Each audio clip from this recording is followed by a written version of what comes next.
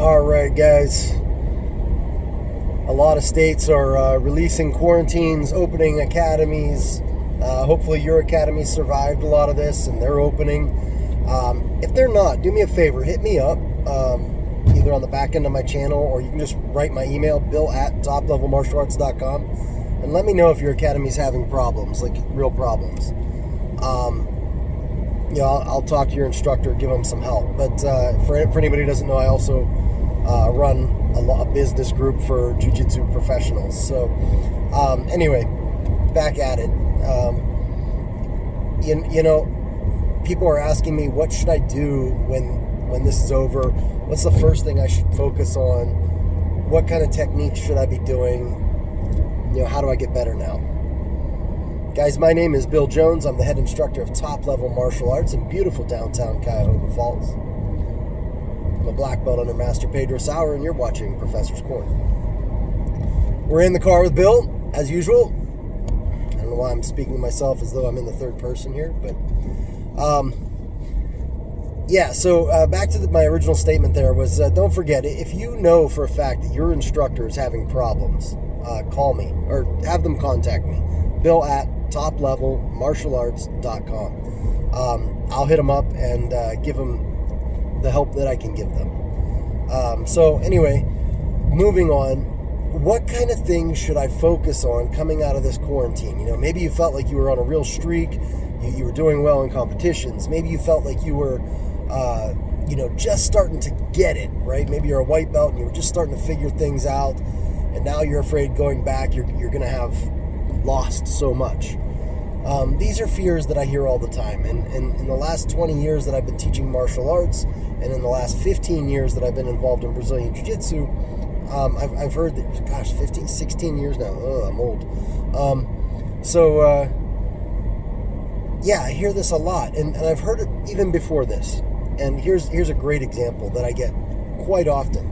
Someone will come in and be interested in training, and I'll say, have you ever trained before?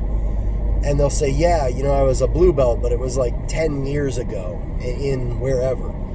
And when I hear that, the next thing I know that I'm going to hear is, I should probably just start again at white belt. And I respect that. I respect that mentality about jiu-jitsu folks. In traditional martial arts, no one would ever consider that. You earned a black belt, it doesn't matter if you earned it at 4 years old, you better bet that dude's walking in the door with a black belt thinking he's hot shit. And I don't mean that as a dig on traditional martial arts.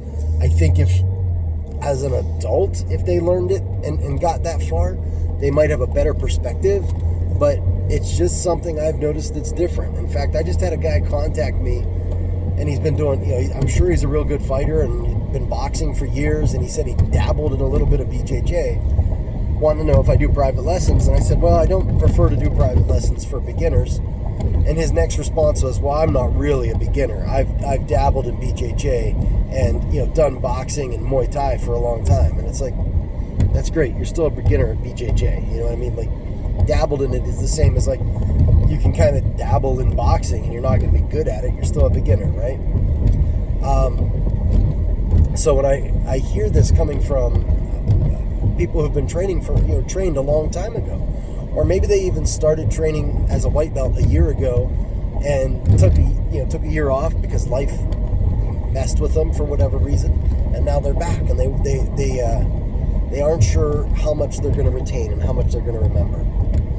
I can tell you that in my experience, there is a definite relationship between how long you trained before your break and how much you retain throughout it. So for example, those blue belts and purple belts that I know that have taken like 5-10 years off, they come back and they've definitely lost a step, right?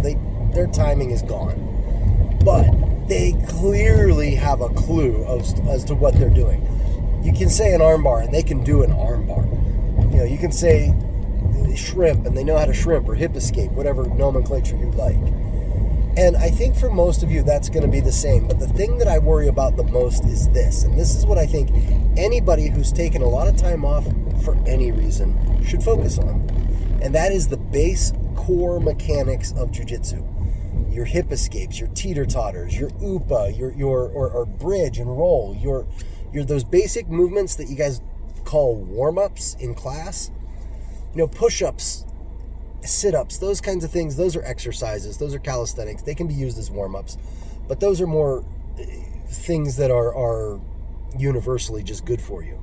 But the mechanics in jiu-jitsu have a lot of twisting and just synergistic movement where you're using your core and your leg muscles and your arms all at the same time. And those things take practice to develop.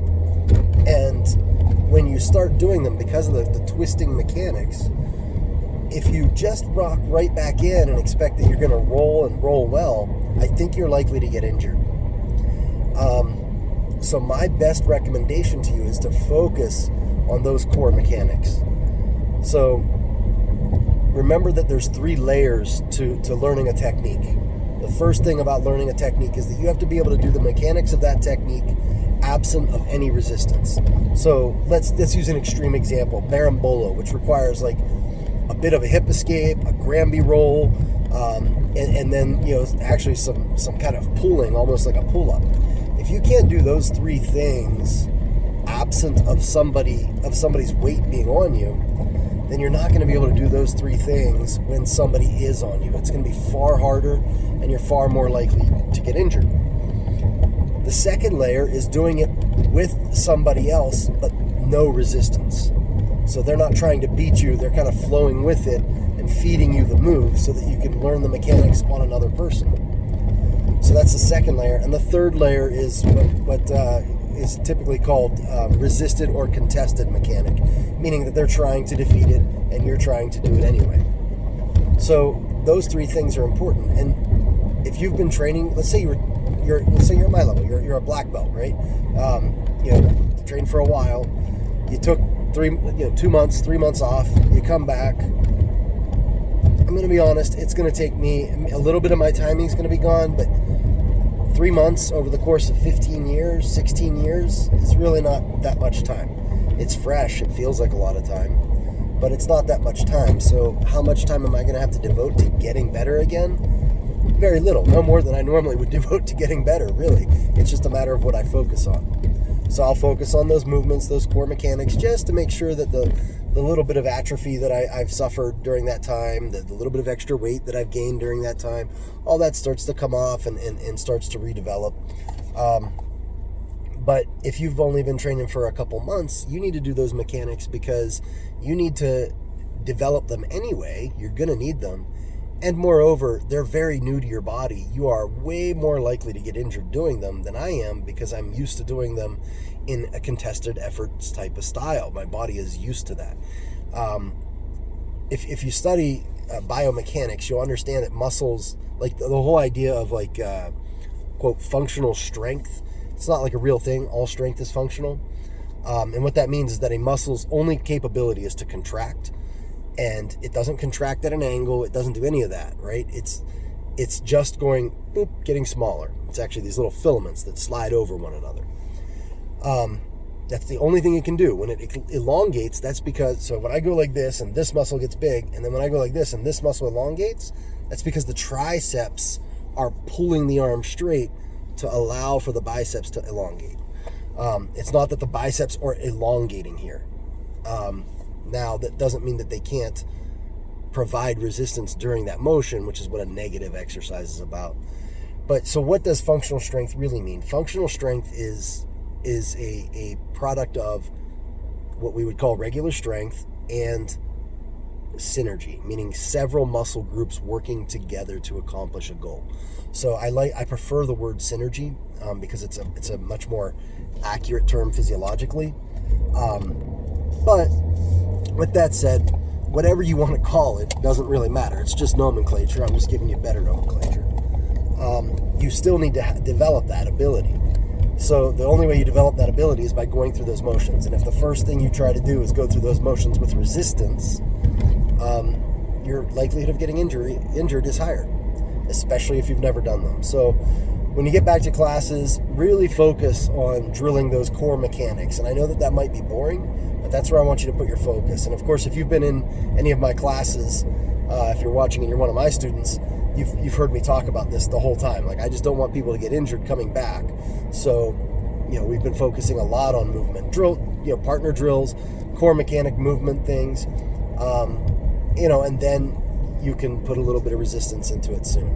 Guys, I hope this is helpful. And again, if you're watching and you know that your instructor is in trouble, or maybe you are an instructor and you're watching and your school is in dire straits, if I can help, for anybody who doesn't know, I had before all this, I had about 285 students. We're down to about 250 now, which for most schools is gigantic.